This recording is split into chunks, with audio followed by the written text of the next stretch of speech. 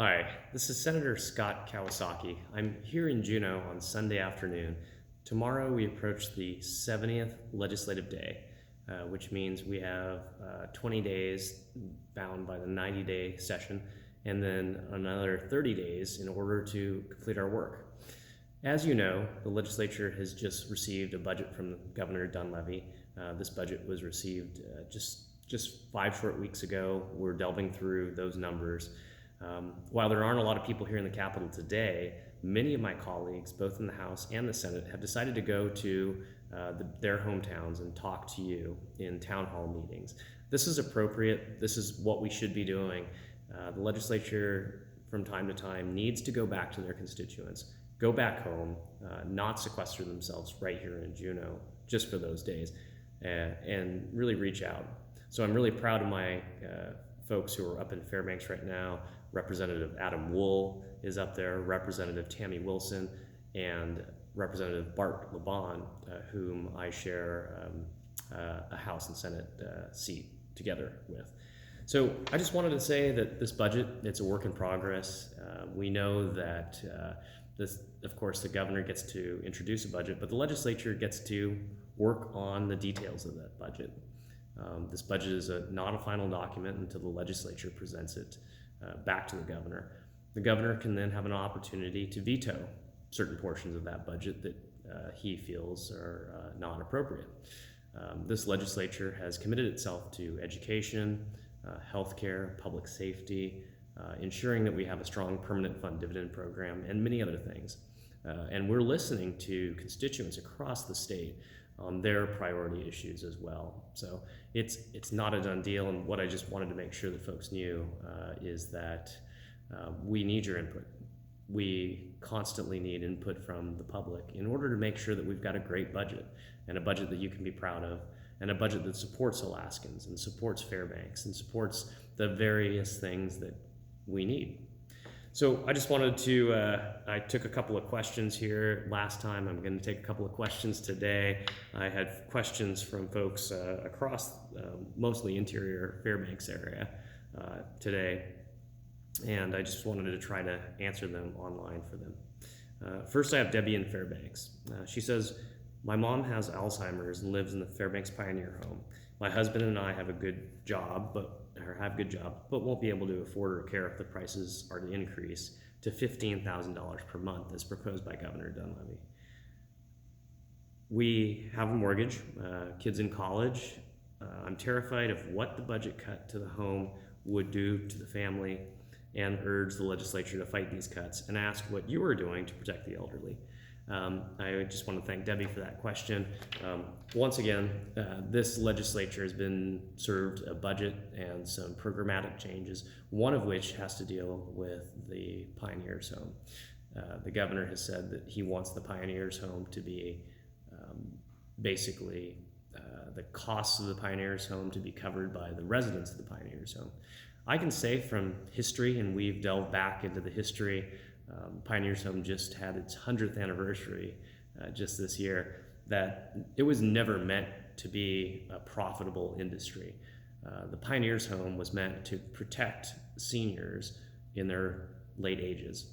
And as you know, Fairbanks has a lot of pioneers, a lot of folks who've been there, grown up there, lived through territorial days, some of whom had served on the Constitutional Convention. And those folks deserve a place here in Alaska.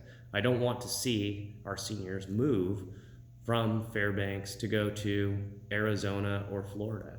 They deserve to live, and they deserve to live their last years here in Fairbanks. So I just wanted to say to Debbie and her family that we are looking very closely at what those charges might be. We certainly don't want anybody out on the streets. We certainly don't want to be to dishonor the pioneers of Alaska who built this state. And I just got to say, as a young kid growing up in Fairbanks, it's such a blessing to be able to talk to people. When you go around town, you see names on street signs.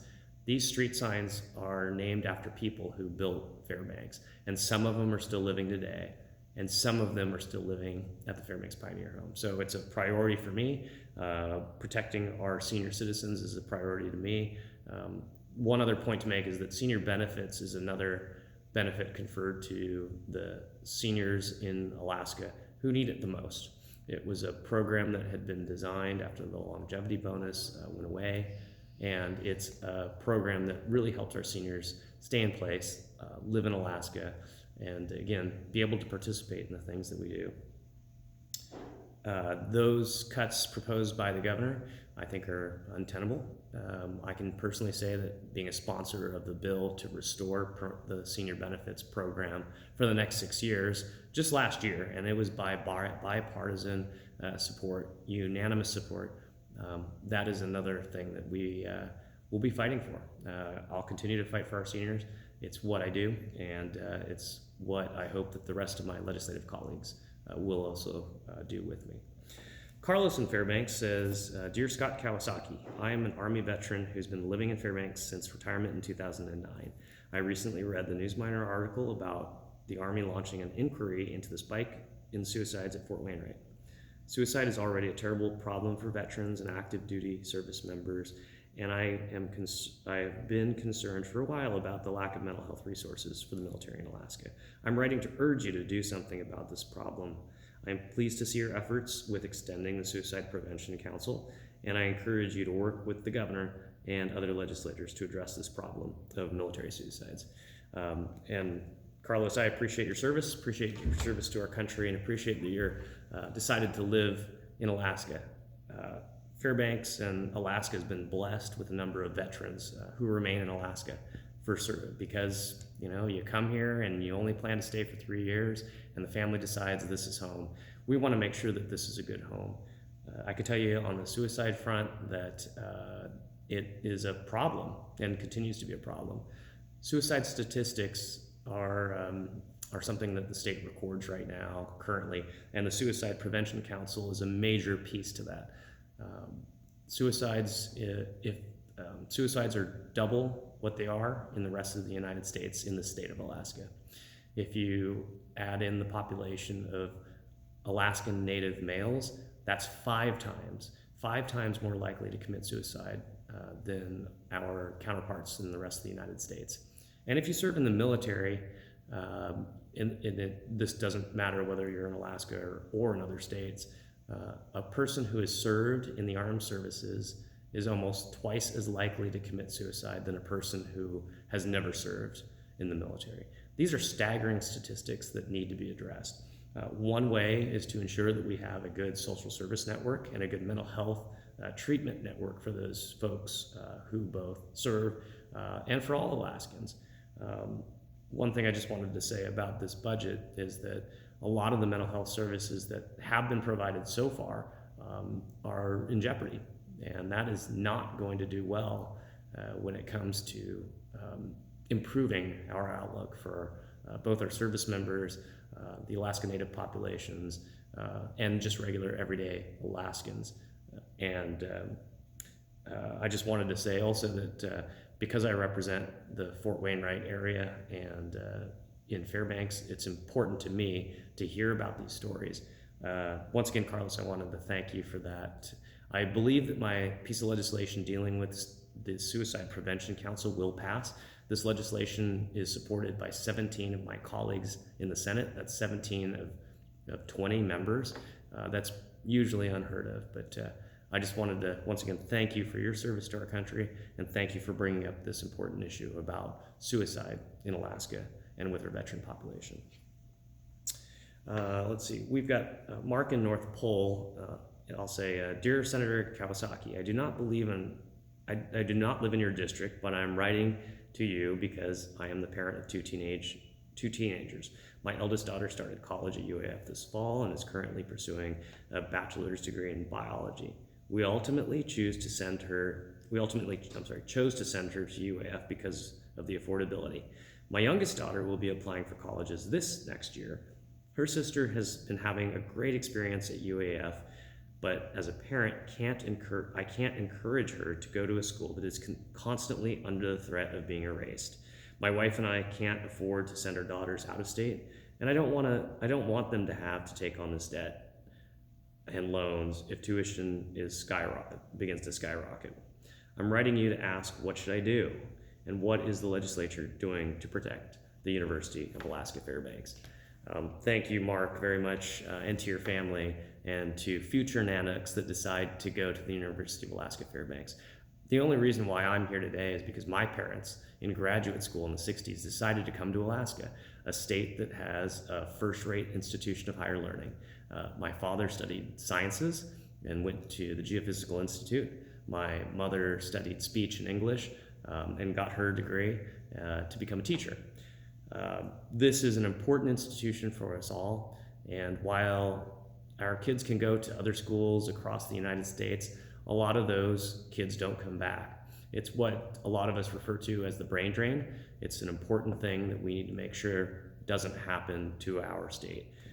As you know, the governor has proposed a 41% decrease to the budget of the university. That's 41% less state support than last year.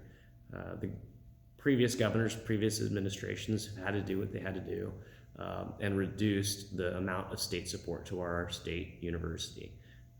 And that has been really devastating. When you think about it, nearly 1,200 staff people across the state that work for the university, either in Fairbanks, Anchorage, Juneau, or many college campuses, community college campuses across the state, have been terminated. Those positions were important. Positions were important to the mission, but we do recognize that there is a need to pare down our budget. However, this budget that the governor has proposed would essentially devastate the university. And as you mentioned in your email, one of the issues that they're looking at is to raise tuition. Tuition would have to nearly double to accommodate for this budget. That, in my mind, is absolutely nonsensical. Mathematically, it might work, but really nonsensical. It's a position that I'm opposed to 100%. We need to do things better, that's for sure.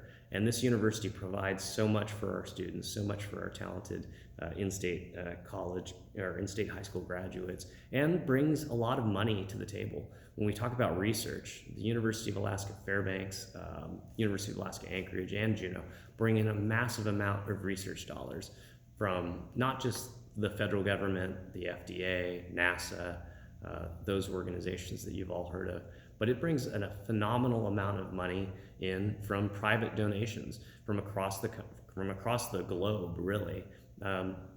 Alaska and the University of Alaska system makes this the northernmost Arctic research university in the United States. To see this go away would be an absolute travesty.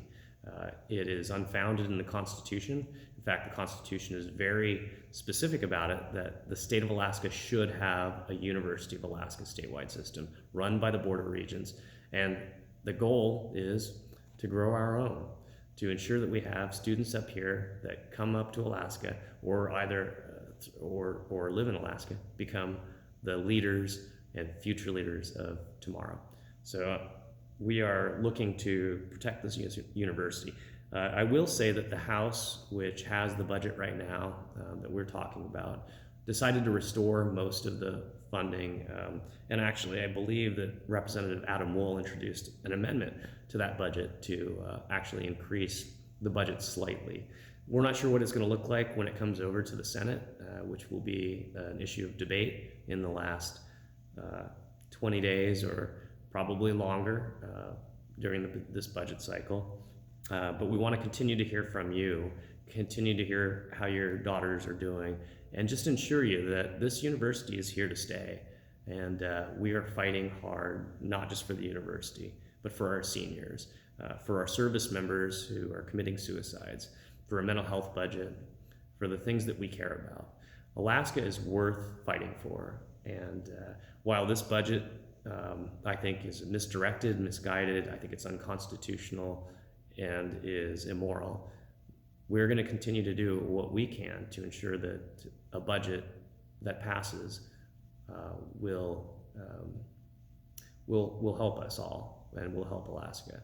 And while the budget may not be what everybody wants, in the end, a sound budget, a budget based on facts, a budget based on the reality that we have today, is a budget that is what I'm looking forward to passing this whenever we end. So I'm here in Juneau once again. I just wanted to thank you. Thank you for all of your questions. I just want to say that I received thousands of emails in a week or so, and calls, and I appreciate it. All the information that folks have provided from all across the state is important to help the discussion moving forward. Once again, thank you. It's an honor to be here. It's an honor to be your senator from Interior Alaska, and I look forward to talking to you again.